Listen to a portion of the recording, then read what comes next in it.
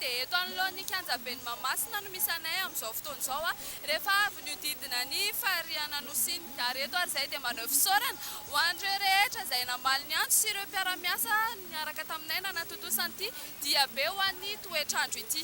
Izay ny amin'iny fa omenanao manaraka izao ary ny vaovao momba ny toetry ny andro. Ary izay malefaka no mandrafitra ny toetry ny androntsika eto Madagasikara izany dia raha ho an'ny rapitso maraina ary dia ho avy ny orana any Sava, Analanjorofo sy Atsinananandro toa ka andrahoana ny andro ny any Melaka ary fandiby raha ho an'ny Atsimasoandro ho an'ny faritra sisa.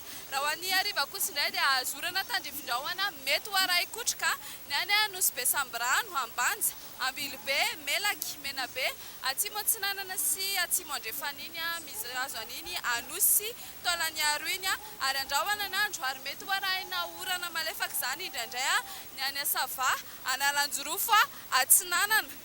Ary fandiby raha ho an'ny Atsimasoandro ho an'ny faritra sisa.